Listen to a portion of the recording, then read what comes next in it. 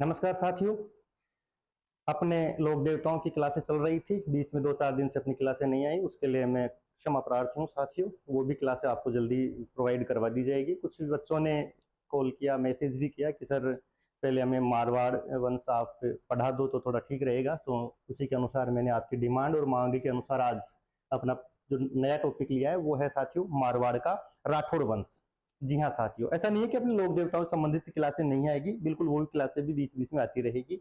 और अपन अनवरत रूप से अब मारवाड़ का राठौड़ वंश पढ़ते हैं साथियों। अगर आप इसको ध्यानपूर्वक आज के वीडियो को, आज की क्लास को लोगे तो मुझे उम्मीद है कि मारवाड़ का लगभग लगभग अधिकांश इतिहास आपको यही याद हो जाएगा, इसी क्लास में याद हो जाएगा साथियों। तो साथियों इसमें एक तो है शब्द मारवाड़, एक है राठौड़। पहले पढ़ते हैं कि मारवाड़ रियासतें कौन कौन सी है। मारवाड़ रियासतें कौन कौन सी है। मारवाड़ रियासतें, राजस्थान में वैसे तो बहुत सी रियासतें ऐसी है जो मारवाड़ रियासतों में उनकी गणना होती है साथियों। जैसे जोधपुर रियासत,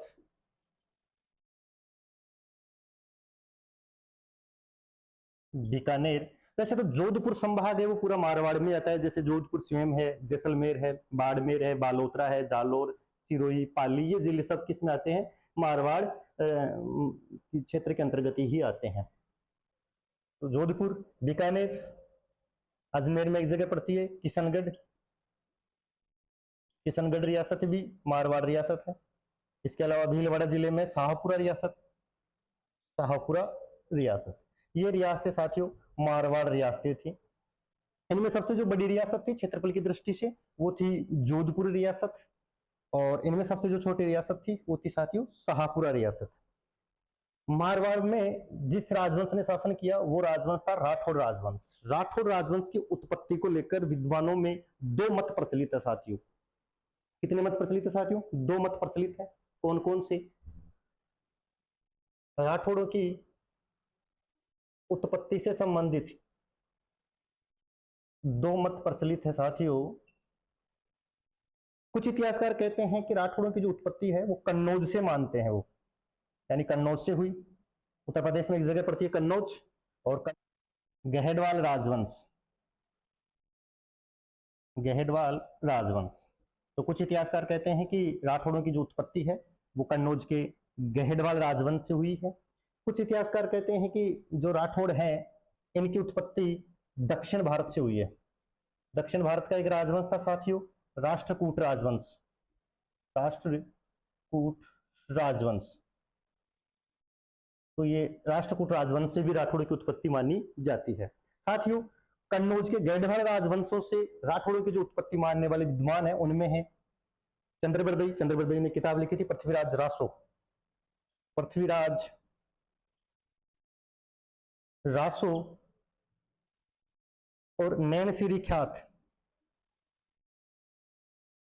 नैनसिरी ख्यात, ये दो पुस्तकें ऐसी है साथियों जिनसे पता चलता है कि राठौड़ों की जो उत्पत्ति है वो कन्नौज के गहेडवाल राजवंश से हुई है साथियों। पृथ्वीराज रासो के लेखक चंद्रबरदई थे, पढ़ेंगे अपन। नैनसिरी ख्यात की रचना मुहैनोत नैनसी ने की, जिसे राजपूताने का अबुल फजल भी कहा जाता है। डॉक्टर गोपीनाथ शर्मा के अनुसार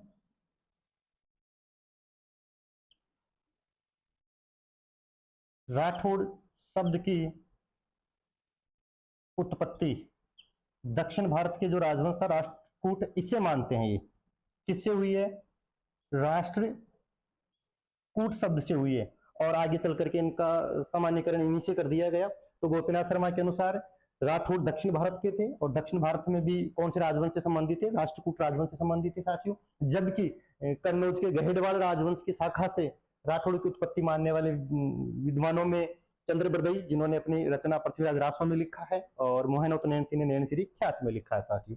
कर्नल जेम्स टोड ने राठौड़ों को, ये थोड़ा सा इंपॉर्टेंट आप ध्यान रखिए साथियों, कर्नल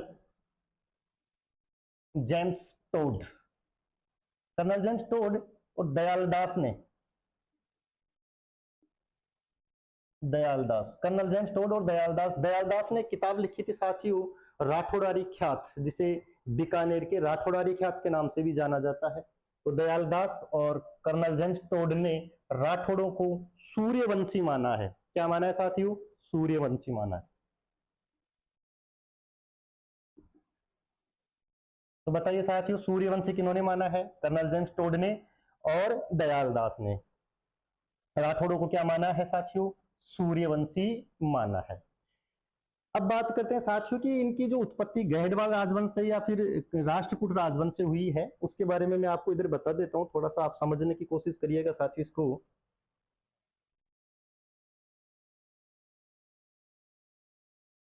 ये अपने थोड़ा टूटा फूटा ये मैप समझ लेना आप, ये अपने हिंदुस्तान का मैप है, यानी भारत का मैप है। यहाँ साथियों मारवाड़ रियासत है, और यहीं उत्तर प्रदेश के अंदर एक जगह पड़ती है साथियों, कन्नौज। कन्नौज 7वीं सदी ईस्वी में साथियों कन्नौज में एक राजा हुआ करते थे, हर्षवर्धन। कौन थे आप? हर्षवर्धन। वैसे हर्षवर्धन का जो शासन काल है वो 606 ईस्वी से 647 ईस्वी के बीच माना गया है। 647 ईस्वी में हर्षवर्धन की क्या हो जाती है साथियों? मृत्यु हो जाती है। जब इनकी मृत्यु हुई तो हर्षवर्धन थे निसंतान, अविवाहित थे और निसंतान थे, इनके कोई संतान नहीं थे। बाद में जब इनके उत्तराधिकारी कन्नौज पर अधिकार कर लेते हैं तो वे योग्य नहीं थे कि वो हर्षवर्धन के इतने बड़े साम्राज्य को चला सके। साथियों उन्हीं दिनों में क्या होता है कि इधर उत्तर पश्चिम इलाके में एक राजवंश हुआ करता था जिसका नाम था गुर्जर प्रतिहार। एक राजवंश दक्षिण भारत में हुआ करता था जिसका नाम था साथियों राष्ट्रकूट राजवंश। राष्ट्रकूट राजवंश। एक राजवंश इधर बंगाल और बिहार में था, पाल राजवंश। कौन सा राजवंश था साथियों? पाल राजवंश। समझना साथियों इसको। हुआ यूं कि यहाँ अधिकारी थे, उन्होंने मतलब कन्नौज को चलाने की कोशिश की, कन्नौज की राजगद्दी को संभाल करके यहाँ शासन चलाने की कोशिश की, लेकिन वो इतने योग्य शासक नहीं थे जितने की इतिहास में कौन हुए हैं? हर्षवर्धन। इस बात का पता चला पालों को, यार आजकल कन्नौज की गद्दी खाली पड़ी है। पाल आए और पालों ने आकर के किस पर अधिकार कर लिया साथियों? कन्नौज पर अधिकार कर लिया। इस बात का पता चला गुर्जर प्रतिहारों को। गुर्जर प्रतिहार यहाँ से गए कहाँ? कन्नौज, और पालों को कूट पीट के यहाँ से भगा दिया और कन्नौज पर क्या कर लिया? गुर्जर प्रतिहारों ने अधिकार कर लिया। बाद में पता चला दक्षिण भारत में राष्ट्रकूटों को, तो राष्ट्रकूट इधर आते हैं साथियों, और इधर आकर के इन्होंने गुर्जर प्रतिहारों को कूट पीट करके भगा दिया और किस पर अधिकार कर लिया? कन्नौज पर। फाइनली ये त्रिपक्षीय संघर्ष था, यानी 3 पक्षों के अंदर ये कन्नौज को लेकर के युद्ध हुआ साथियों। इसमें शुरुआत पालों ने की, फिर गुर्जर प्रतिहार है, अंतिम रूप से कौन है साथियों? इनमें राष्ट्रकूट है। अब राष्ट्रकूटों ने पहले चरण में किस पर अधिकार कर लिया साथियों? कन्नौज पर अधिकार कर लिया। राष्ट्रकूट दक्षिण भारत से थे।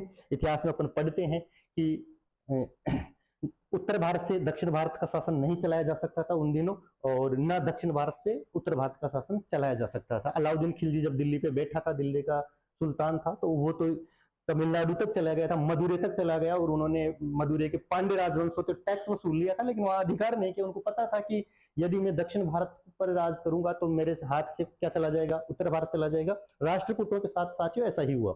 राष्ट्रकूट दक्षिण भारत से कहां चले गए? कन्नौज। कन्नौज को अपने नियंत्रण में ले लिया। यहाँ इनकी राजधानी थी राष्ट्रकूटों की मान्यखेत, और मान्यखेत के पास में छोटे छोटे राजवंश थे, जैसे चोल है, चालुक्य है, पल्लव है, पांडे है, गंग है, कदम वंश है, वनवासी वंश है। इन्होंने क्या किया? सबने मिलकर के और इनकी राजधानी मान्यखेत पर अधिकार कर लिया।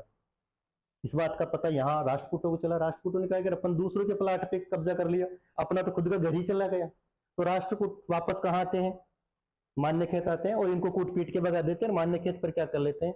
अधिकार कर लेते हैं। पता चला पालों को कि साहब आजकल राष्ट्रकूट कहाँ भाग गए? वापस दक्षिण भारत में। पालों ने फिर एंट्री की कन्नौज में, और कन्नौज को क्या कर लिया? अपने अधिकार में ले लिया। इस बात का पता चला गुर्जर प्रतिहारों को। गुर्जर प्रतिहार फिर आते हैं, कूट पीट के पालों को भगा देते हैं और कन्नौज पर अधिकार कर लेते हैं। फिर पता चलता है राष्ट्रकूटों को, राष्ट्रकूट फिर आते हैं और इन्होंने गुर्जर प्रतिहारों को भगा दिया यहाँ से, और किस पर अधिकार कर लिया? कन्नौज पर। वही ट्रेलर हुआ जो सेम पहले चरण में हुआ। इधर जब मान्यखेत वापस इनकी जो राजधानी थी, इस पर फिर आसपास के राजवंशों ने अधिकार कर लिया। राष्ट्रकूटों को पता चला, राष्ट्रकूट वापस आते हैं, इनको भगा देते हैं और मान्यखेत पर अधिकार कर लेते हैं। ताकि ये 2 चरण सेम चरण रहे त्रिपक्षीय संघर्ष के। आगे चल करके क्या हुआ? पाल फिर किस पर अधिकार कर लेते हैं? कन्नौज पर। गुजर प्रतिहार आकर के तीसरे चरण में इनको फिर भगा देते हैं, कहां पर, कहां से, कन्नौज से। साथियों अब की बार राष्ट्रकूट नहीं आए, तीसरे चरण में राष्ट्रकूट नहीं आई, क्योंकि राष्ट्रकूटों को पता था कि यार बार बार 2 बार अपन अपनी राजधानी को खो चुके हैं, तो इतनी रिस्क राष्ट्रकूटों ने ली नहीं। फाइनली कन्नौज पर किसका अधिकार हो गया, गुजर प्रतिहारों को। राष्ट्रकूटों को इस बात का पता चला कि यार शक्तिशाली तो हम थे, इन गुजर प्रतिहारों की औकात क्या है कि कन्नौज पर अधिकार कर ले, लेकिन क्या करें, क्योंकि हम दक्षिण भारत में काफी दूर रह गए हैं। लेकिन फिर भी राष्ट्रकूटों का एक शासक जाता है कन्नौज और गुजर प्रतिहारों को भगा भगा के वहां से मारता है और उनको कहता है कि टैक्स दो। गुजर प्रतिहारों ने उनको टैक्स दिया, टैक्स लेकर के कि हाँ आप आराम से आप कन्नौज को चलाइए, आप शासन चलाइए, कोई दिक्कत नहीं है। और वो वापस कहाँ गए, यहाँ आ गए। इस त्रिपक्षीय संघर्ष में एक भी युद्ध किसने नहीं हारा साथियों, राष्ट्रकूटों ने नहीं हारा। हालांकि कन्नौज पर फाइनली अधिकार किनका रहा साथियों, गुजर प्रतिहारों का।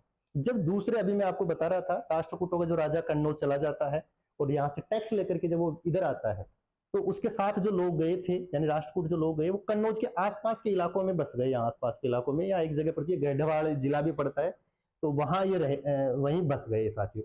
आगे चल करके गुजर प्रतिहारों का भी यहाँ से समापन हो जाता है कन्नौज पर, और एक नया राजवंश आ जाता है, गढ़वाल राजवंश। गढ़वाल राजवंश ये वही है जो राष्ट्रकूटों के साथ दक्षिण भारत से उत्तर भारत में आए थे, यहाँ रुक गए थे वो, और बाद में इन्होंने क्या किया, कन्नौज पर अधिकार कर लिया, गढ़वालों ने।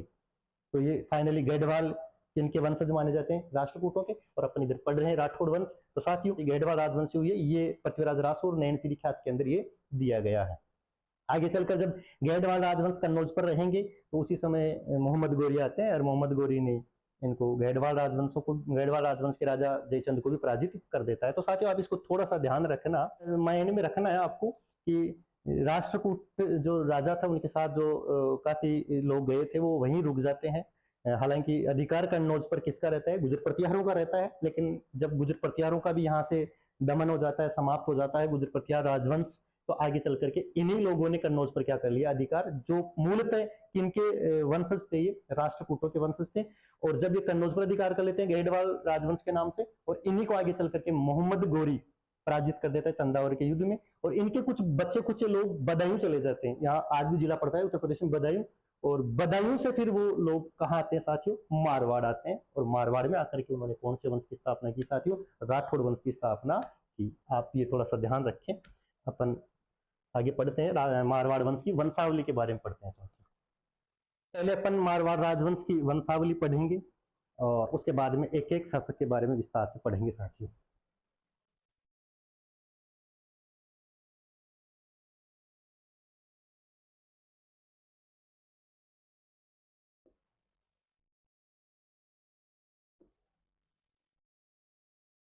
मारवाड़ शासकों की वंशावली। पहले शासक कौन है साथियों, राव सिंह।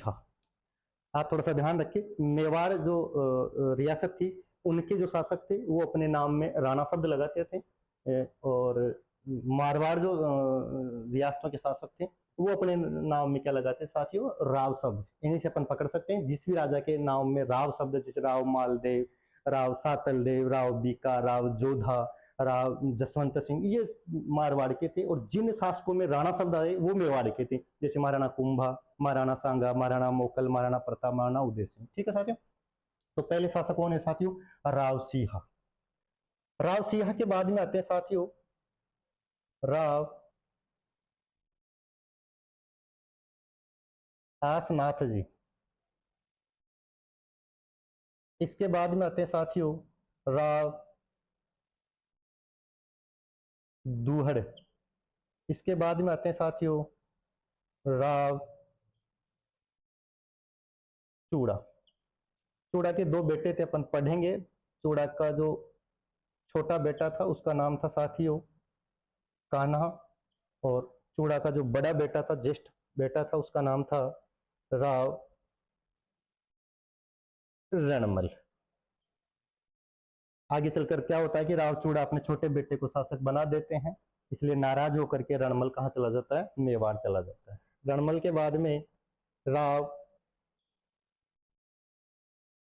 जोधा। साथियों पहले शासक थे राव सिंह, राव आसनाथ जी, राव धुअड़ जी, राव चूड़ा, राव रणमल और राव जोधा। राव जोधा के 5 बेटे हुए साथियों। एक बेटे का नाम राव सातलदेव। सातलदेव, ध्यान रखिए साथियों, सातलदेव ने कौन सा शहर बसाया था? पोखरण शहर। पोखरण शहर के पास में जगह पड़ती है सातलमेर। सातलमेर, ये सातलमेर किसके द्वारा बसाया गया था? राव सातलदेव के द्वारा। और यहीं पर बाबा रामदेव ने सातलमेर नामक स्थान पर ही भैरव नामक राक्षस का क्या किया था? वध। एक शासक के साथ ही उनके राव सुजा, एक थे राव बीका। राव बीका बीकानेर में बिक गया। राव बीका कहां बिक गया? बीकानेर में। कितने रुपए में बिका? 1488 रुपए में बिक गया। यानी 1488 ईस्वी में इन्होंने बीकानेर शहर बसाया। बीकानेर शहर बसाया। पहले शासक राव सिंहा, ये समझ लेना अपन खुद ही है। राव सिंहा है और अपने हाथ में है एक चूड़ा है। क्या है साथियों? चूड़ा है। और चूड़ा कहां जाके गिरा? रण में जाके गिरा। यानी इसके बाद में कौन है? रणमल। रण में जाके चूड़ा गिरा। कहां के रण में जाके चूड़ा गिरा? ये जोधपुर के रण में जाकर के चूड़ा गिरा। यानी इसके बाद में कौन आए साथियों? जोधा, राव जोधा। राव जोधा कितने बेटे? 5 बेटे। पहले बेटे का नाम राव सातलदेव, जिन्होंने सातलमेर बसाया, राव सुजा और राव बीका। ठीक है, इधर वाला सातलदेव, इधर वाला बीका, बीच वाला सुजा बच गए। राव जोधा के 2 बेटे और बच गए, इधर वाला सातलदेव, बीच वाला सुजा, इधर वाला बीका। 2 बेटे और बच गए हैं राव जोधा के, उनको इतिहास ने सुझा दिया। अपने को पढ़ना है अब राव सुजा। राव सुजा के बाद में आया राव गांगा। ध्यान रखिए साथियों, गांगा है तो सांगा है। राव गांगा, गांगा है तो सांगा है और सांगा है तो गांगा है। ये वही गांगा है जिन्होंने राणा सांगा का खानवा के युद्ध में मतलब सहयोग किया था। कितने हजार सैनिक ले जाकर के? 5000 सैनिक ले जाकर। ठीक है, तो सांगा है तो गांगा है, गांगा है तो सांगा है। सुजा के बाद में कौन आता है साथियों? राव गांगा। कौन आया साथियों? राव गांगा। मैं इधर वाली वंशावली आपको इधर बता देता हूं साथियों। राव गांगा, राव गांगा के बाद में आता है साथियों राव मालदेव। मालदेव, इसी मालदेव ने अपने पिता राव गांगा की हत्या कर दी थी। इसलिए मारवाड़ का पहला पितरहंता किसे कहा जाता है? मालदेव को कहा जाता है साथियों। इन्हीं की रानी थी उमा दे, जो विवाह की पहली रात ही रूठ गई थी, जिसे क्या कहते हैं? रूठी रानी के नाम से कहा जाता है। स्वयं मालदेव को क्या कहा जाता है? मालदेव को हसमत वाला राजा कहा जाता है। इन्होंने अपने जीवन काल में 52 युद्ध लड़े। पढ़ेंगे अपन एक एक शासक के बारे में जब पढ़ेंगे तब साथियों। राव मालदेव के बाद में कौन से शासक आए साथियों? फिर आए राव चंद्रसेन। कौन आए साथियों? राव चंद्रसेन। हाँ, मारवाड़ का भूला बिसरा किसे कहा जाता है? राव चंद्रसेन को। मारवाड़ का प्रताप किसे कहा जाता है? राव चंद्रसेन को। मारवाड़ चंद्रसेन के बाद में आए साथियों मोटा राजा उदय सिंह। मोटा राजा उदय सिंह। मोटा राजा उदय सिंह के बाद में आए सूर सिंह। सूर सिंह के बाद में आए गज सिंह। यहां तक एक बार देख लो साथी। राव मालदेव ने ही अपने पिता राव गांगा की क्या कर दी थी? हत्या। एक बार राव गांगा महल की पिनक यानी एक खिड़की में बैठे हुए थे अफीम के नशे में। कौन? गांगा। उनके पास में आते हैं मालदेव। मालदेव ने आकर के अपने पिता के चरण छुए, चरण छू करके पिता के पांव पकड़े और लुढ़का दिया पीछे की तरफ। और राव गांगा की इस प्रकार क्या हो गई? मृत्यु। और इसी वजह से राव मालदेव को मारवाड़ का प्रथम पितरहंता कहा जाता है। राव मालदेव को ही हसमत वाला शासक कहा जाता है। इन्हीं की पत्नी थी उमा दे, जिनको इतिहास में रूठी रानी के नाम से जाना जाता है। विवाह की पहली रात ही वो रूठ गई थी। मालदेव ने अपने जीवन काल में 52 युद्ध लड़े थे साथियों। ठीक है, इनकी जो समाधि है मालदेव की वो है साथियों सोजत में। राव मालदेव के बाद में चंद्रसेन, चंद्रसेन के बाद में उदय सिंह, उदय सिंह के बाद में सूर सिंह, फिर गज सिंह। इसको ऐसे याद रखना साथियों। गंगा के पुत्र यानी गंगा के पुत्र, इसको गंगा, गंगा के पुत्र कौन थे? मालदेव। आप इसको गंगा को गंगा याद रखना। क्या याद रखना है? गंगा। राव जोधा के कितने बेटे? 5 बेटे। इधर वाले सातलदेव, उधर वाले बीका, बीच वाले सुजा। 2 को इतिहास ने सुझा दिया। ठीक है, सुजा के बाद में कौन आया? गंगा। गंगा में क्या बहता है साथियों? माल बहता है। क्या बहता है, माल बहता है। माल को देखेंगे तो बिल्कुल चमकता हुआ माल, चंद्रमा के समान। कैसा लग रहा है माल, चंद्रमा के समान। माल का मतलब मोती हीरे जवाहरात बह रहे हैं। एक इमेजिन करनी है साथियों आपको याद करने के लिए कैसे भी। तो चंद्रमा के समान माल दिखाई दे रहा है गंगा नदी के अंदर। ठीक है साथियों। और फिर इसके आगे आते हैं मोटा राजा उदय सिंह। मोटा, मोटा तो सुर भी होते हैं, सुर का मतलब देवता। मोटा तो सुर भी होते हैं, सुर का मतलब देवता।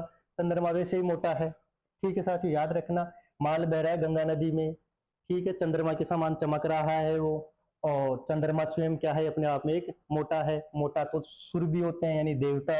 मोटा तो गज भी होते हैं यानी हाथी, ये भी मोटे होते हैं। मोटे तो क्या होते हैं, हाथी भी होते हैं या गज भी होते हैं। जैसे जसवंत सिंह, याद रखना साथियों। जैसे, हालांकि गज सिंह के दो बेटे थे, एक बेटे का नाम अमर सिंह और एक बेटे का नाम जसवंत सिंह था साथियों। गज सिंह ने अपनी बेगम अनारा बेगम के कहने पर, किसके कहने पर साथियों, अनारा बेगम के कहने पर शासक किसको बना दिया गया, जसवंत सिंह को। और फिर नाराज होकर के अमर सिंह कहाँ चला गया, नागौर चला गया और वहीं रहता है। आगे चल करके जो मतीरे की राड़ होगी वही, वो इसी अमर सिंह राठौड़ के काल में होगी 1644 ईस्वी में। तो जैसे जसवंत सिंह कौन शासक बने साथियों, जसवंत सिंह। जसवंत सिंह के बाद में इनके उत्तराधिकारी कौन बने साथियों, इनके उत्तराधिकारी बने अजीत सिंह। कौन बने साथियों, अजीत सिंह। और जीत हमेशा उसकी होती है जिसे भय नहीं हो। क्या नहीं हो साथियों, भय। भय नहीं हो, जिसको भय नहीं हो उसे क्या कहेंगे, अभय, अभय सिंह। और जिसको भय नहीं हो उसकी हमेशा क्या होती है, विजय होती है। क्या होती है, विजय होती है साथियों। तो विजय सिंह। विजय में कभी मान डिगमिगाया नहीं, भीम का कभी भी मान डिगमिगाया नहीं। मान सिंह, मान सिंह। और मान तो, हाँ ये आप थोड़ा सा ध्यान रखना साथियों। अजीत सिंह यानी जीत हमेशा उसकी होती है जिसको भय नहीं होता है यानी अभय सिंह। और जिसको भय नहीं होता है उसकी हमेशा विजय होती है यानी विजय सिंह। और विजय हमेशा किसकी हुई, भीम की, भीम सिंह। भीम का ना मान डिगमिगाया ना तख्त डिगमिगाया। ना तो मान डिगमिगाया और ना ही तख्त डिगमिगाया। तख्त सिंह, तख्त तो हनुमान जी का भी नहीं डिगमिगाया था, हनुमंत सिंह। ये लो साथियों, मारवाड़ का जो राठौड़ वंश है उसकी पूरी वंशावली यहाँ आ गई। हालांकि मुख्य मुख्य शासक हैं वो आए हैं साथियों इसमें। आप थोड़ा सा ध्यान रखना, मैं एक बार इसको रिपीट कर देता हूँ। बीच बीच में इनके प्रश्न और बनेंगे, वो अभी पढ़ लेंगे अपन। पहले शासक हुए साथियों रावसिहा। रावसिहा के बाद में आसनाथ जी, आसनाथ जी के बाद में दूहड़ जी, दूहड़ जी के बाद में राव चूड़ा। अपन स्वयं रावसिहा ऐसे याद रखना, अपने हाथ में एक चूड़ा। चूड़ा कहाँ गिरा, रण में, रणमल। रण कहाँ के रण में, जोधाना रण में यानी जोधपुर के रण में। जोधा, जोधा के कितने बेटे, 5 बेटे। इधर वाला सातलदेव, इधर वाला बीका। बीका कहाँ जाके बिक गया, बीकानेर में। कितने रुपए में, 1488 रुपए। बीच वाला सूजा, दो को इतिहास ने सूजा दिया। सूजा के बाद में गंगा।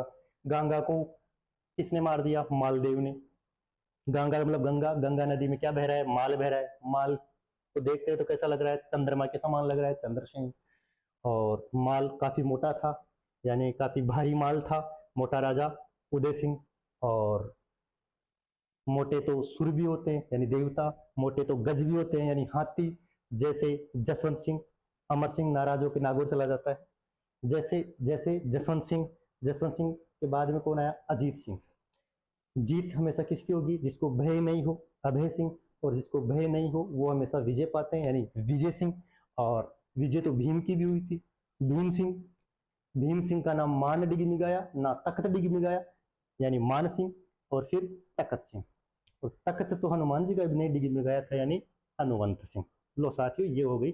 अब इनमें मुख्य मुख्य चीजें मैं और बता देता हूँ, बाकी अपन वहां जब पढ़ेंगे तब एक बार और पढ़ लेंगे साथियों, जब एक एक शासक के बारे में भी अपन पढ़ेंगे साथियों।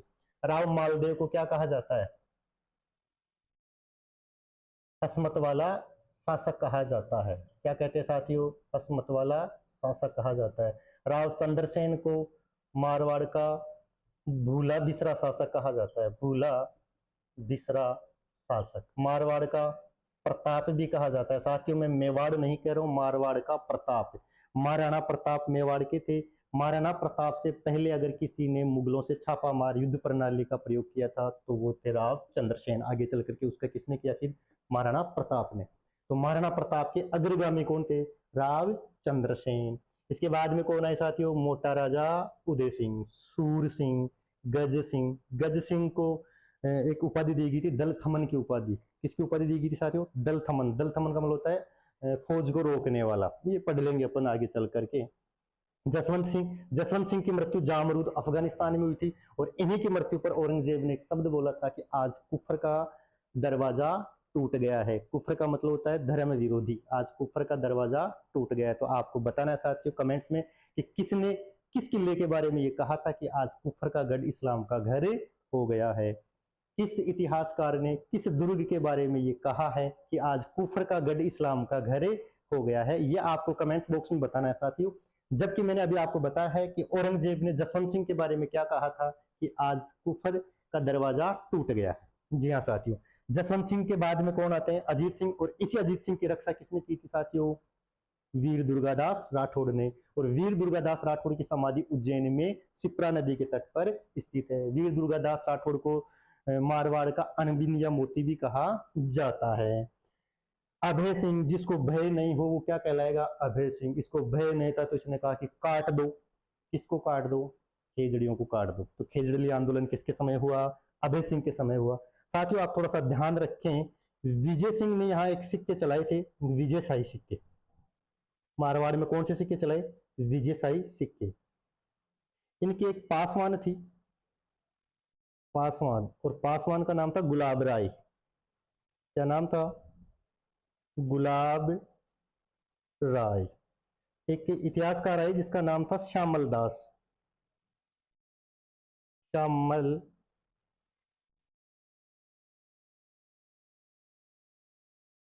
श्यामल दास।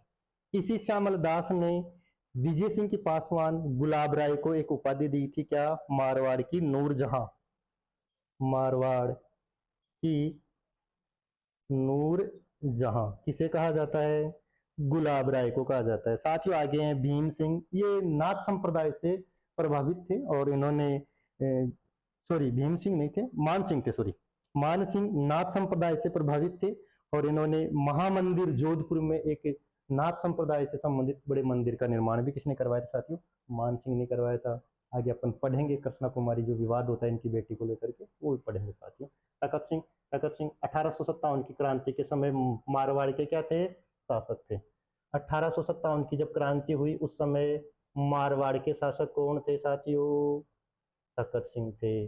और अंतिम शासक कौन थे? हनुमंत सिंह। ये राजस्थान के एकीकरण के समय थे। राजस्थान के एकीकरण के समय शासक कौन थे? हनुमंत सिंह थे। ठीक है साथियों, एक बार आप इनकी वंशावली देख लेना। अब अपन एक एक शासक के बारे में पढ़ेंगे साथियों। अभी साथियों अपन ने पढ़ा मारवाड़ के अंतिम शासक कौन थे? हनुमंत सिंह। यानी राजस्थान के एकीकरण के समय मारवाड़ के शासक कौन थे साथियों? हनुमंत सिंह। मैंने आपको अभी थोड़ी देर पहले लिखवाया था, हनुमंत सिंह से पहले कौन हुए? तखत सिंह। तखत सिंह, ये आप थोड़ा सा ध्यान रखें, वहाँ थोड़ा मिस हो गया है। तखत सिंह और हनुमंत सिंह के बीच में एक शासक और आए थे, सरदार सिंह। सरदार सिंह, आप सरदार सिंह से थोड़ा याद रखना क्योंकि इससे इंपॉर्टेंटली प्रश्न बन भी सकते हैं। सरदार सिंह ने ही जसवंत थड़ा बनवाया था। जसवंत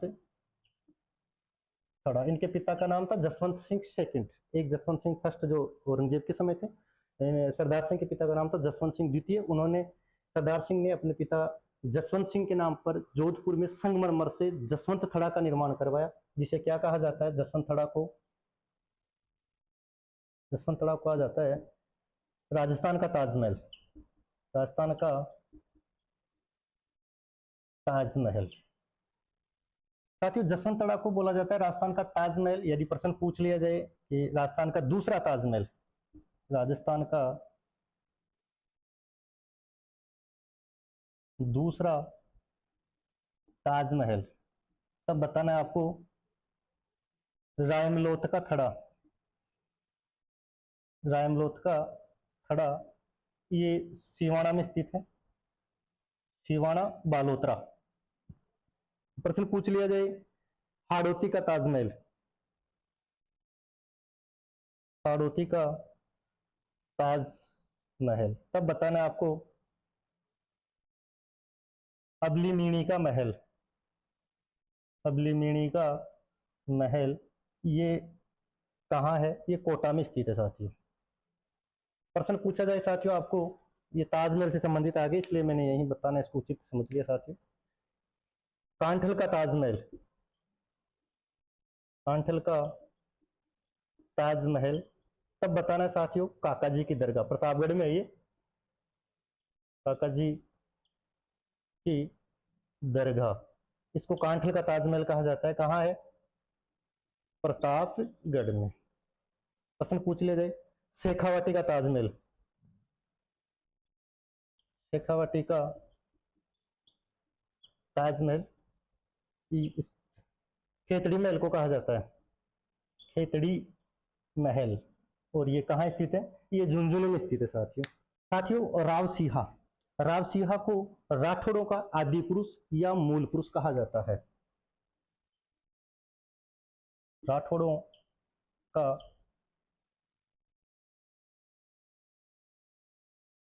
आदि पुरुष या फिर इसे क्या कहते हैं साथियों? मूल पुरुष कहा जाता है। रावसिहा ने ही 1273 ईस्वी में राठौड़ वंश की नींव रखी,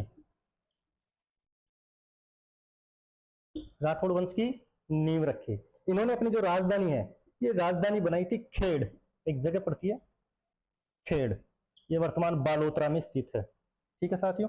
बाद में इनकी मृत्यु पाली में एक जगह पड़ती है बिठू, बिठू नामक स्थान पर इनकी क्या हो गई? मृत्यु हो गई थी। मृत्यु बिठू नामक स्थान पर, जो कहाँ स्थित है साथियों? ये स्थित है पाली में। रावसिहा राठौड़ों के आदि पुरुष, मूल पुरुष कहलाते हैं। 1273 ईस्वी में इन्होंने राठौड़ वंश की क्या रखी? नींव रखी। ठीक है। इनको किसका वंशज बताया जाता है? जयचंद, कन्नौज के जयचंद गढ़वाल का वंशज बताया जाता है। कन्नौज के जयचंद गढ़वाल का वंशज बताया जाता है। आप थोड़ा सा ध्यान रखिए साथियों, जो कन्नौज है उत्तर प्रदेश में स्थित है। कन्नौज, कन्नौज के एक शासक थे जिनका नाम था जयचंद, जयचंद। हालांकि कन्नौज में गढ़वाल राजवंश की स्थापना राजा हरिश्चंद्र ने की थी। उन्हीं के वंशज आगे चल करके राजा बनते हैं, कौन? जयचंद गढ़वाल। इस जयचंद गढ़वाल के एक बेटी थी जिसका नाम है संयोगिता। संयोगिता अपन पढ़ेंगे आगे चल के, और संयोगिता का विवाह आगे चल के किसके साथ होता है? पृथ्वीराज चौहान के साथ। पृथ्वीराज चौहान तृतीय के साथ इनका क्या होता है? विवाह। साथियों हुआ यूं कि मोहम्मद गौरी ने 1194 ईस्वी में, किसने? मोहम्मद गौरी ने, मोहम्मद गौरी ने 1194 ईस्वी में कन्नौज पर को पराजित कर दिया। कौन से युद्ध में? चंदावर के युद्ध में। चंदावर के युद्ध में कौन मारे गए? जयचंद। जब जयचंद कन्नौज पर बैठे थे उसी समय यहां एक पास में एक जिला और पड़ता है साथियों, बदायूं। बदायूं, उस समय बदायूं का गवर्नर था बदायूं का गवर्नर था जयचंद का पौत्र, जयचंद का पौत्र राव सिंहा। राव सिंहा, इसको समझना साथियों। कन्नौज पर कौन बैठे थे? जयचंद बैठे थे। जयचंद की बेटी कौन? संयोगिता। आगे चल करके संयोगिता को लेकर के ही जयचंद और पृथ्वीराज चौहान के मध्य भी मनमुटाव हो जाते हैं। और उन्हीं दिनों मोहम्मद गौरी ने दिल्ली को तो हालांकि हथिया ही लिया था, और कन्नौज पर भी अधिकार करने की कोशिश से 1194 में कन्नौज पर अधिकार करता है। चंदावर नामक स्थान पर मोहम्मद गौरी और जयचंद के मध्य भीषण युद्ध होता है, जिसमें जयचंद मारे जाते हैं। जयचंद के ही परिवार से इनके पौत्र उस समय बदायूं के क्या थे? गवर्नर। ठीक है साथियों। अब कन्नौज पर तो अधिकार किसका हो गया? मोहम्मद गोरी का। बहू छोड़ करके कहाँ चला जाता है? ये चला जाता है मारवाड़। कहाँ चला जाता है? मारवाड़। ऐसे कहते हैं कि राव सिंहा को मारवाड़ में पालीवाल ब्राह्मण लेकर के आए थे। कौन लेके आए थे साथियों? पालीवाल ब्राह्मण। इसलिए कुछ इतिहासकार ये कहते हैं कि साहब राव सिंहा बदायूं से आए थे और ये किसके वंशज थे? गैडवाल शासक जयचंद के वंशज थे साथियों। आगे साथियों राव आसनाथ। आसनाथ को आस ही नहीं थी कि मैं कभी युद्ध भी जीत सकता हूँ, और ये एक युद्ध हार गए थे जलालुद्दीन खिलजी के विरुद्ध।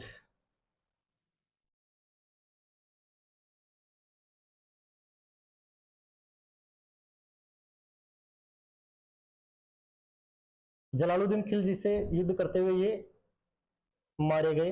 कौन? आसनाथ जी।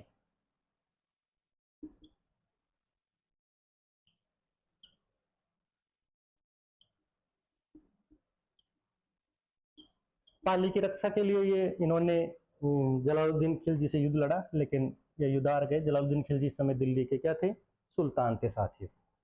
आसनाथ ने अपना मुख्य जो केंद्र बनाया था, केंद्र ये इंपॉर्टेंट है साथियों, ध्यान रखना, आप इस पे चाहो तो स्टार लगा लेना। गुंदोज नामक स्थान को,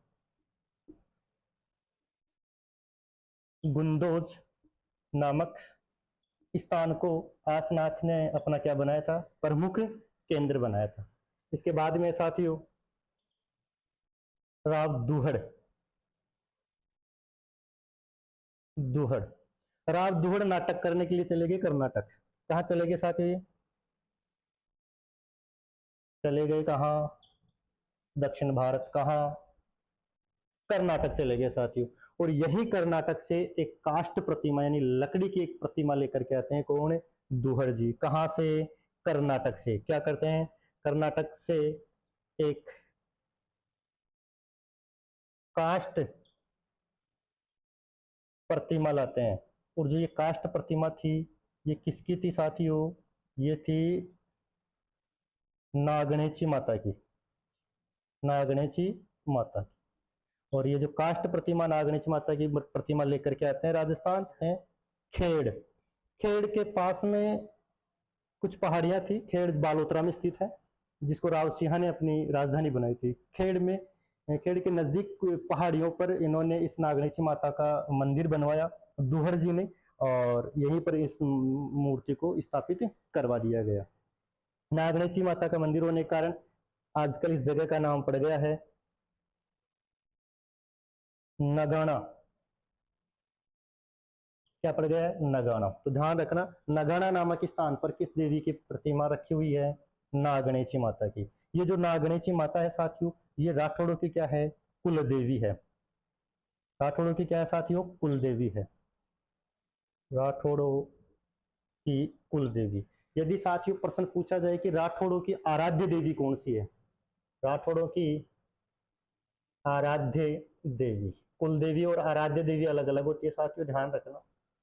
आराध्य देवी, राठौड़ों की आराध्य देवी है साथियों चामुंडा माता।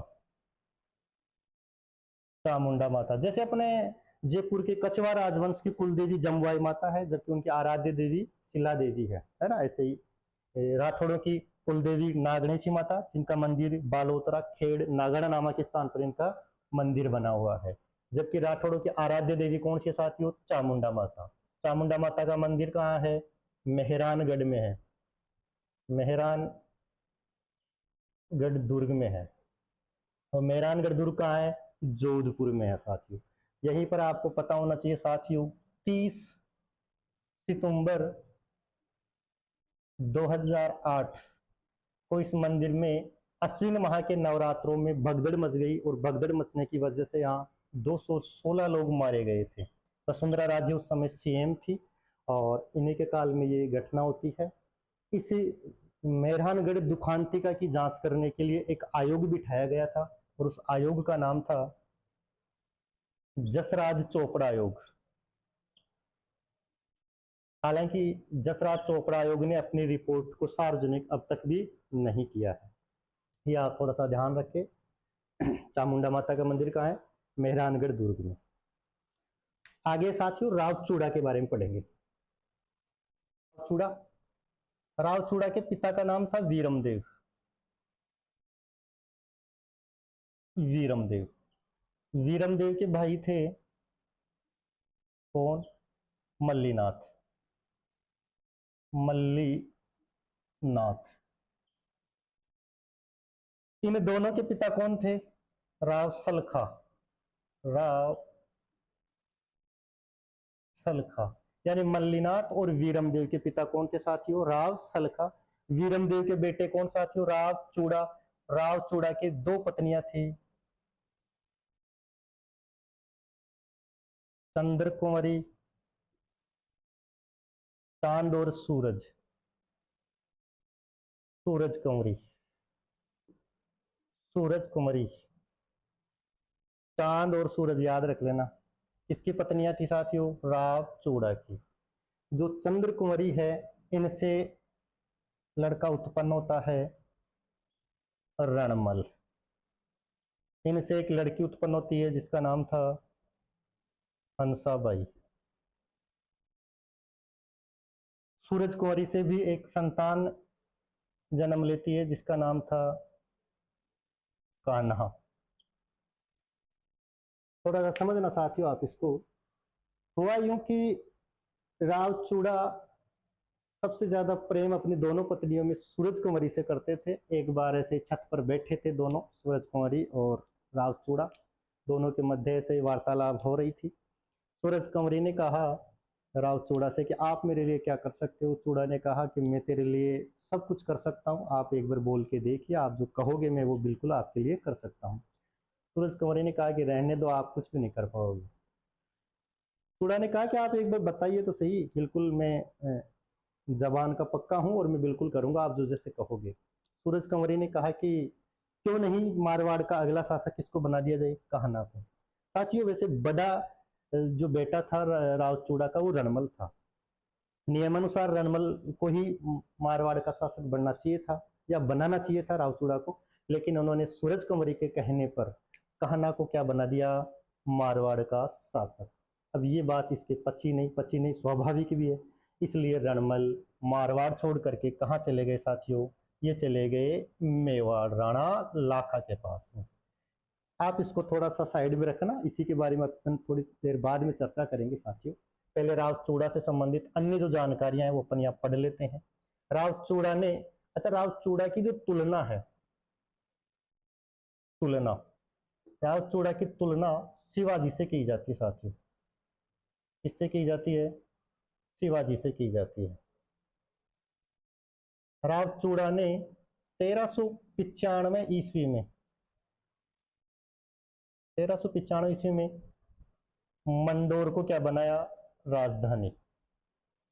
मंडोर को क्या बनाया साथियों? राजधानी।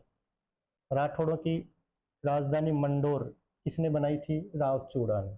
राव चूड़ा का जो विवाह होता है, एक विवाह ऐसा माना जाता है कि राव चूड़ा का प्रतिहार वंश, प्रतिहार वंश की एक शाखा थी जिसका नाम था इंदा शाखा, और इंदा शाखा की एक बेटी से इन्होंने क्या कर लिया? विवाह कर लिया। किसने? राव चूड़ा ने। राव चूड़ा ने प्रतिहारों की एक इंदा शाखा में उगम सिंह की बेटी से क्या कर लिया? विवाह कर लिया।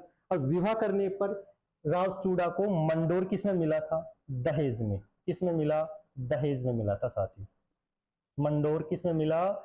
दहेज में। और आगे चल करके राव चूड़ा ने इसी मंडोर को अपनी क्या बना ली? राजधानी। ध्यान रखे साथियों, मंडोर का प्राचीन नाम, प्राचीन नाम क्या मिलता है? मांडव्यपुर। मांडव्यपुर मिलता है। मंडोर की स्थापना किसने की थी साथियों? मंडोर की स्थापना हरिश्चंद्र ने की थी साथियों। मंडोर में किसका मंदिर है? तो ध्यान रखे साथियों, किसका मंदिर है? रावण का मंदिर है। और यहाँ रावण का ससुराल भी है। मंडोर में रावण का ससुराल भी है। मंदोदरी कहाँ की रहने वाली थी? मंडोर की रहने वाली थी। मंदोदरी। रावण की पत्नी मंदोदरी कहाँ की थी? मंडोर की थी साथियों। बहुत इंपॉर्टेंट पर्सन है। मंडोर में ही 33 करोड़ देवी देवताओं की साल है। 33 करोड़ देवी देवताओं की क्या है? साल। साल का मतलब होता है गद्दी। 33 करोड़ देवी देवताओं की गद्दिया साल कहाँ स्थित है? मंडोर में है। प्रश्न पूछा जाए 33 करोड़ देवी देवताओं का मंदिर कहाँ है? मंदिर तो बताना है जूनागढ़ दुर्ग में है। जूनागढ़ दुर्ग में है। प्रश्न पूछा जाए 33 करोड़ देवी देवताओं की नगरी कौन सी है? नगरी 33 करोड़ देवी देवताओं की नगरी पूछा जाए तो साथियों बताना है माउंट आबू। माउंट आबू है। ये थोड़ी मुख्य जानकारियां थी मंडोर से संबंधित, ये आप सभी याद रखना सभी को। अब बात करते हैं साथियों, जब रावचूड़ा ने सूरज कुंवरी के कहने पर किसको शासक बना दिया? कहना को। तो नाराज होकर कहाँ चले गए? रणमल मेवाड़ चले गए।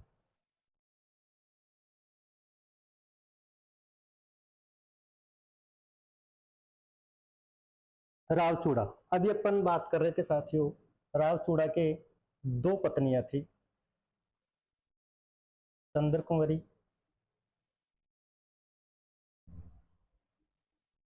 सूरज कुंवरी। इनसे उत्पन्न संतान का नाम था कहना। इनसे उत्पन्न संतान का नाम था रणमल और हंसाबाई। इसको समझना साथियों, रावचूड़ा ने अपनी पत्नी सूरज कुंवरी के कहने पर किसको शासक बना दिया? कहना को शासक बना दिया मारवाड़ का। नाराज होकर रणमल कहाँ चले गए? मेवाड़ चले गए साथियों। कहाँ चले गए? मेवाड़। आप थोड़ा उन्हीं दिनों मेवाड़ के एक शासक हुआ करते थे जिनका नाम था राणा लाखा। राणा लाखा या लक्ष्य सिंह। ये इतना लक्की था कि इन्हीं के समय में दो काम हुए। एक काम हुआ, जावर नामक, उदयपुर में जावर नामक स्थान पर क्या मिली? चांदी की खान मिली थी। चांदी की खान याद रखना, चांदी की खान किस शासक के समय मिली थी? लाखा के समय, क्योंकि चांदी के तो भाव भी किस में है? लाखों में है। ठीक है साथियों। एक क्या हुआ, इन्हीं के समय में एक छित्र बंजारे ने पिछोला झील का निर्माण करवाया था। लाखा के समय किसका निर्माण हुआ? पिछोला झील का क्या हुआ? निर्माण। अब समझिए साथियों इसको। राणा लाखा के जो बेटे थे उनका नाम था कुंवर चूड़ा।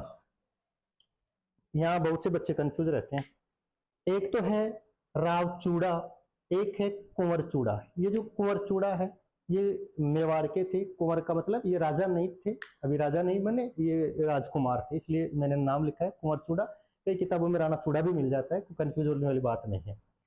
हुआ यूं कि रावचूड़ा ने क्या किया, अपनी पुत्री हंसाबाई का जो विवाह है वो किसके साथ तय कर दिया? कुंवर चूड़ा के साथ। मेवाड़ के शासक कुंवर चूड़ा के साथ इन्होंने अपना रिश्ता तय कर दिया। किसका? हंसाबाई का रिश्ता तय कर दिया साथ। विवाह नहीं हुआ अभी तक, केवल रिश्ता तय हुआ है। ये बातें कब की है? जब कहना को शासक नहीं बनाया गया। आगे चल करके कहना को बना दिया गया शासक। नाराज हो गए रणमल। अब रणमल नाराज हुए तो रणमल चले गए मेवाड़। अब मेवाड़ कैसे जाते हैं ये भी आप थोड़ा सा ध्यान रखना। आपको पता है घर में अगर अपन बड़े हैं और बड़े को जो जायज अधिकार नहीं मिल पाए तो स्वाभाविक है नाराज होना। और उसी की पालना किसने की साथियों? रणमल ने भी की। रणमल ने सोचा कि यार क्या किया जाए, मारवाड़ के शासक ऐसे तो अपने पिताजी अपने को बढ़ने नहीं देंगे। तो इन्होंने क्या किया, रणमल ने इससे संपर्क किया राणा लाखा से। एक बार क्या होता है कि रणमल यहाँ से रवाना होता है और कहाँ के लिए? मेवाड़ के लिए। रास्ते में एक दुकान थी, एक मिष्ठान भंडार था, रेस्टोरेंट था, वहां बैठ जाता है, चाय नाश्ता करता है। बैठे बैठे दिमाग खराब हो रहा था कि यार क्या किया जाए। तो बैठे बैठे उसी समय इनके दिमाग में एक उपज आई। इन्होंने वहीं पास में से एक दुकान से लिया नारियल। क्या लिया साथियों? नारियल।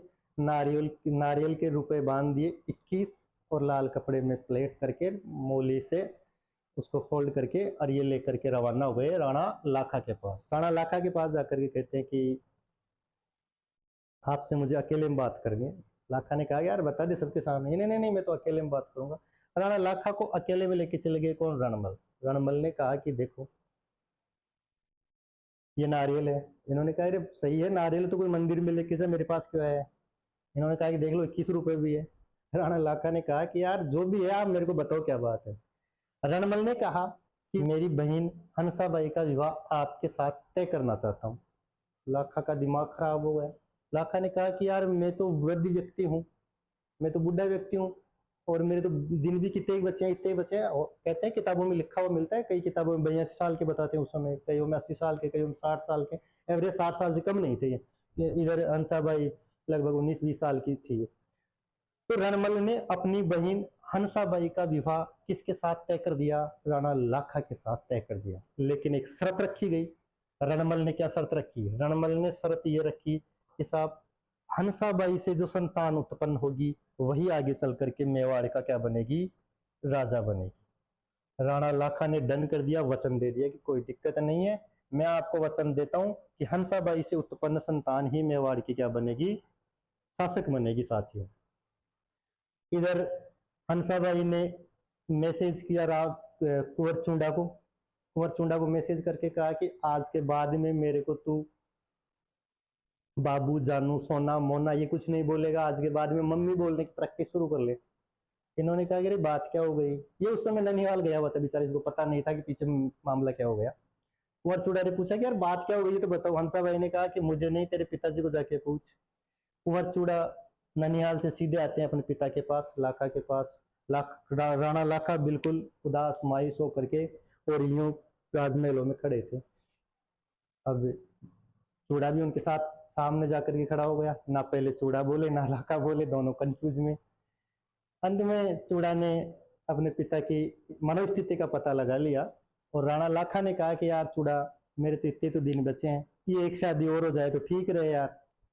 ने अपने पिता को वचन दिया कि कोई बात नहीं, एक हंसाबाई नहीं ऐसी 100 हंसाबाई आपके लिए कुर्बान है, और मैं आपको ये वचन देता हूँ कि हंसाबाई से उत्पन्न संतान ही मेवाड़ की क्या बनेगी?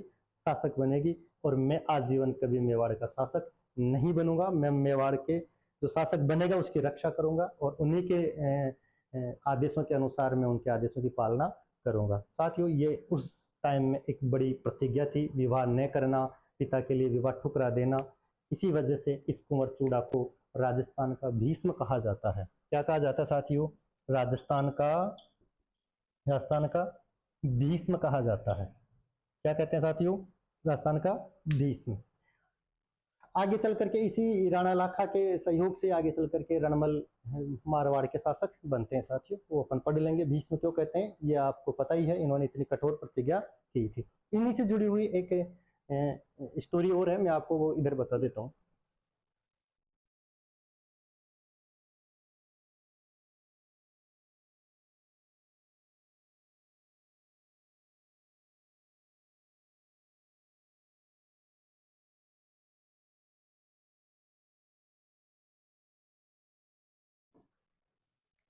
साथियों महाभारत काल के अंदर एक जगह पड़ती थी हस्तिनापुर।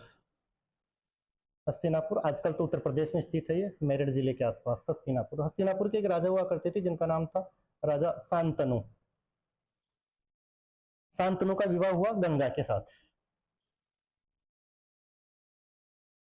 साथियों होता यूं है कि जब शांतनु ने विवाह किया गंगा के साथ तो गंगा ने एक शर्त रखी थी। गंगा ने क्या रखी? एक शर्त रखी थी शांतनु से कि विवाह होने के बाद में मैं जो कार्य करूंगी उस कार्य में आप कोई दखलंदाजी नहीं करोगे। शांतनु ने वचन दे दिया कोई दिक्कत नहीं है, आपको जो उचित लगे आप करना। और आगे चल करके शांतनु का विवाह किसके साथ हो गया? गंगा से। कुछ समय बाद में साथियों शांतनु और गंगा से एक संतान उत्पन्न होती है। गंगा ने क्या किया? उस संतान को लिया गोद में और ले जाकर के जो गंगा नदी थी, गंगा नदी, उस गंगा नदी में डाल दिया। बाद में कुछ समय बाद में फिर दूसरा बच्चा होता है, उसको भी ले जाकर के गंगा ने किस में डाल दिया? गंगा नदी में। लेकिन बोल नहीं सके कौन? शांतनु, क्योंकि शांतनु को पहले वचनों में ले रखा था किसने? गंगा ने। ऐसे करते करते साथियों से कहते हैं कि गंगा ने अपने गर्भ से जन्म लिए 7 बेटों को किस में बहा दिया? गंगा नदी में डाल दिए। साथियों गंगा और शांतनु की 8वीं संतान होती है और उसका नाम रखा गया देवव्रत। क्या नाम रखा गया? देवव्रत। ये देवव्रत इनकी क्या थी? 8वीं संतान थी। जैसे ही गंगा इस देवव्रत को गंगा नदी में बहाने के लिए लेके जा रही थी, तो उसी समय शांतनु का भी सब्र का बांध टूट गया और इन्होंने बीच में बोल गए कि आप कैसी एक माता हो ऐसी जो अपने ही बेटों को आप अपने हाथों से हत्या कर रहे हो। मतलब कई बातें शांतनु ने किसको कहा? गंगा को कह दी। अब की बार क्या हुआ कि गंगा ने देवव्रत को तो छोड़ दिया और स्वयं गंगा जाकर के ही कहा कूद गई? गंगा नदी। लो साहब, अब केवल वो बचे कौन? शांतनु और देवव्रत। देवव्रत छोटा था, आराम से अपने पिता के साथ रहते हस्तिनापुर में। एक समय की बात है साथियों, समय का जैसे चक्कर घूमा और एक बार शांतनु अपने ही साम्राज्य में या अपने ही क्षेत्र के इलाकों में दौरे पे गए हुए थे, कुछ नगर भ्रमण पे गए हुए थे और उसी नगर भ्रमण के आसपास यानी दूसरे राज्यों के सीमाओं पर इन्होंने एक राजकुमारी को देखा। राजकुमारी का नाम था सत्यवती। सत्यवती ये राक्षस राज की पुत्री थी। सत्यवती बड़ी रूपवान, गुणवान, सुशील, जो भी कहे सारे गुण किसमें थे? सत्यवती में। जैसे ही शांतनु ने सत्यवती को देखा, शांतनु सत्यवती पर मोहित हो जाता है और शांतनु इसको शादी का प्रस्ताव भिजवाता है, लेकिन सत्यवती ने इनको मना कर दिया। इनको कहा कि पहले तो आपकी उम्र ज्यादा है, मैं एक राजकुमारी हूँ, ऑलरेडी आप एक राजा हो, आपका विवाह हो चुका है और ऑलरेडी आपके क्या है एक संतान भी है, तो मैं आपसे विवाह नहीं कर सकती। बार बार शांतनु ने जब राक्षस राज पर दबाव बनाया तो सत्यवती इसके लिए तैयार हो गई। सत्यवती एक शर्त रखती है कि मैं आपसे शादी तो कर सकती हूँ। सत्यवती इनसे क्या रखती है? शर्त रखती है, मैं आपसे शादी कर सकती हूँ, लेकिन मेरे से उत्पन्न संतान ही आगे चल करके हस्तिनापुर के क्या बनने चाहिए? शासक बनने चाहिए। लेकिन सबसे बीच में मेन रोड़ा कौन? देवव्रत, क्योंकि देवव्रत बड़े थे तो नियमानुसार कौन बने शासक? देवव्रत। शांतनु ने कहा कि मैं एक बार बेटे से पूछ करके आपको जरूर बताऊंगा। शांतनु महलों में उदास रहते, मायूस रहते। देवव्रत ने सोचा कि यार पापा जी ठीक ठीक चल रहे थे, अचानक इनके क्या हो गया? तो देवव्रत ने एक दिन शांतनु से पूछ ही लिया कि पिताजी ऐसे मायूस क्यों रहते हो, क्या बात है, मुझे बताइए आप, अगर ऐसा कोई। साथ ऐसे कहते हैं शांतनु ने अपनी जो मन की व्यथा थी वो किसको बता दी? देवव्रत को। देवव्रत ने कहा पिताजी इतनी छोटी सी टेंशन के लिए आप इतने मतलब मायूस हो रहे थे, कोई नहीं, ये तो चुटकियों का काम है, आप टेंशन नहीं ले, मैं जाता हूँ सत्यवती से मैं बात करता हूँ। इतिहास का ये पहला मौका था जिसमें पिता की सगाई करने के लिए कौन जा रहा है? उनका बेटा जा रहा है देवव्रत। देवव्रत जाता है सत्यवती के पास और सत्यवती के पास जाकर के इन्होंने अपनी माँ गंगा की कसम ली और इन्होंने कहा कि मैं मेरी माँ गंगा की कसम खा के ये बोलता हूँ कि आपसे उत्पन्न संतान ही हस्तिनापुर के क्या बनेगी? राजा बनेगी। मैं आजीवन अविवाहित रहूंगा और मैं कभी भी हस्तिनापुर की गद्दी पर नहीं बैठूंगा। ठीक है साथियों, आगे चल करके सत्यवती से 2 बालकों ने जन्म लिया, चित्र और विचित्र, जिनसे फिर आगे कौरव पांडव ये महाभारत काल में अपन पढ़ते हैं। ये है साथियों, तो इन्होंने भी उस समय भीष्म प्रतिज्ञा की थी। किसने साथियों? देवव्रत ने। और इसी वजह से आगे चल करके इनको क्या कहा जाता है? भीष्म पितामह। क्या कहते हैं साथियों? भीष्म पितामह। एक बार कोई एग्जाम थी, मुझे एग्जाम का पता नहीं है, लेकिन उसमें प्रश्न पूछा गया था कि महाभारत काल का वह कौन सा पात्र था जिन्होंने मकर संक्रांति के दिन अपने प्राण त्यागे थे? तो वो थे भीष्म। ठीक है साथियों, क्लास में केवल इतना ही। आगे फिर अपन नई क्लास में रणमल राठौर और उनके आगे के जो शासक है उनके बारे में अपन पढ़ेंगे साथियों। धन्यवाद साथियों।